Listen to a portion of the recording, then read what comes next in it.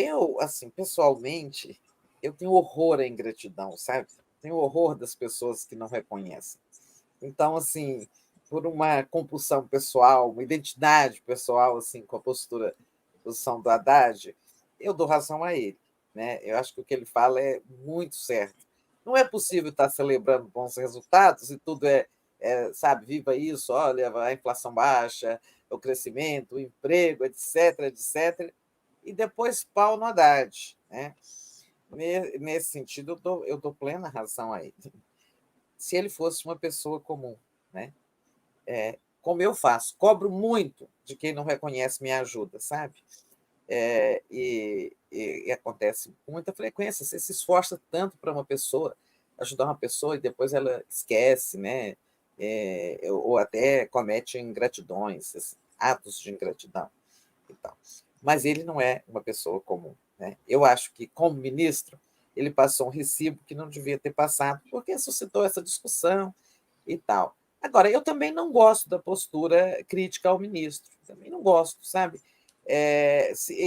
Assim, a dupla Lindbergh e Gleisi, novamente, é que está aí fazendo contraponto. Eu acho que essa discussão entre os três, porque são sempre os três, né? Haddad, a, a dupla Lindbergh e Gleisi, você não vê outros deputados do PT falando muito, assim, com tanta ênfase em austericídio, contra a política fiscal, contra a meta de déficit zero. Então, eu acho que não é bom para eles, não é bom para o PT, não é bom para o governo. Mas onde eu acho que o Haddad avançou mesmo e não deveria ter avançado foi naquela parte da entrevista em que ele fala que é preciso pensar na sucessão do Lula, né? Porque é claro que ele está falando dele, né?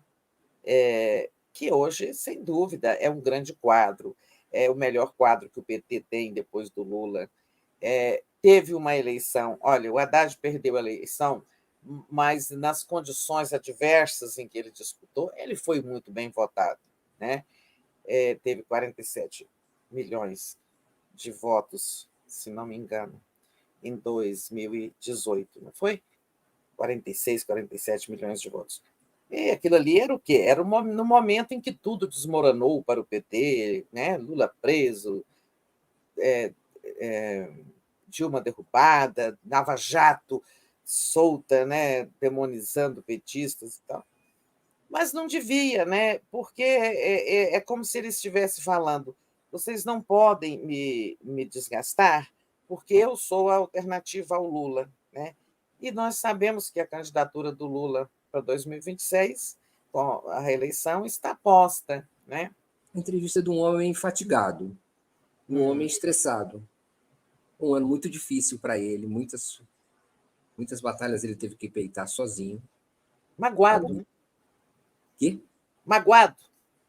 Nesse sentido, evidentemente, também eu acho que a mágoa aparece por conta do cansaço, né? A gente às vezes está magoado, mas não expressa isso. Mas quando a gente expressa é porque a gente já chegou para além do limite. O ministro está agora, acho que tirando um pequeno período de descanso, que muito merecido e necessário. Talvez a entrevista devesse ter sido guardada para depois desse descanso, e não antes da saída dele.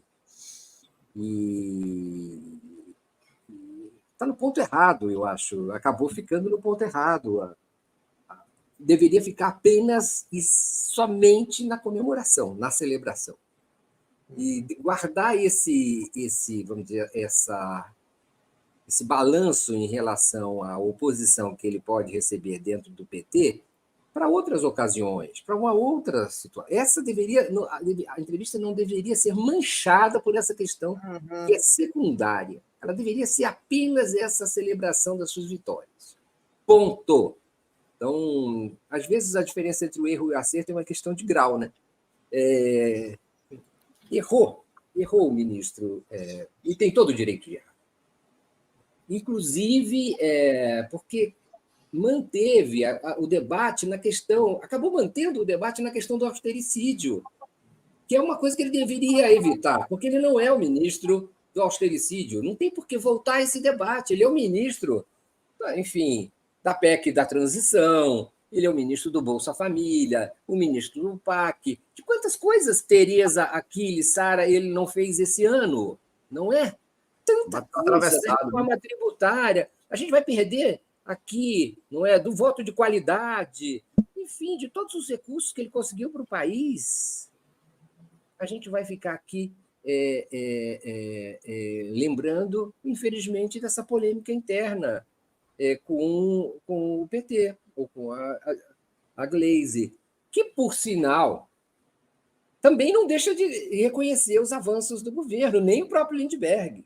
Né? Há essa crítica em relação à lógica, mas também eles não se poupam a reconhecer, a festejar e a divulgar esses avanços do governo. Tem um véu de desconfiança que paira sobre o Fernando Haddad dentro do PT, que acho que é ruim para o conjunto da obra, que é o governo Lula III. Vamos considerar a situação econômica do Brasil e social, como o governo Lula recebeu as chaves do governo federal, é uma tragédia. E, além disso, lidando com um Congresso Nacional, talvez o mais fisiológico, o mais adverso, o mais adversário de todos os 3 governos Lula. E a pessoa do Fernando Haddad, como articulador político, também teve uma importância muito grande no destravamento, no distensionamento entre as relações dos poderes. Né? Teve um bom trânsito com o Arthur Lira, isso foi fundamental para fazer avançar muitas pautas relevantíssimas hoje que o Brasil colhe os louros, né, que estão nos cards do PT, que foi a PEC da transição, por exemplo. Ter aprovado aquele mecanismo naquele momento, o Haddad tem uma participação nisso.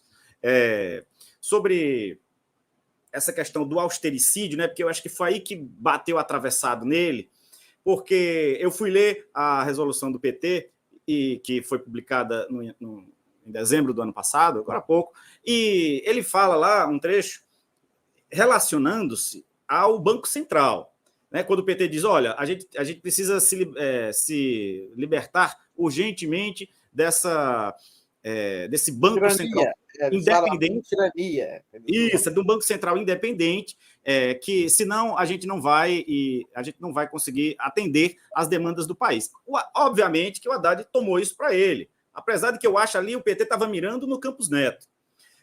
Mas isso ali, ele utilizou esse termo austericida, né? Vindo do austericídio da resolução do PT, porque o clima já está pesado. Eu percebo o Haddad como um homem prudente, um homem reservado.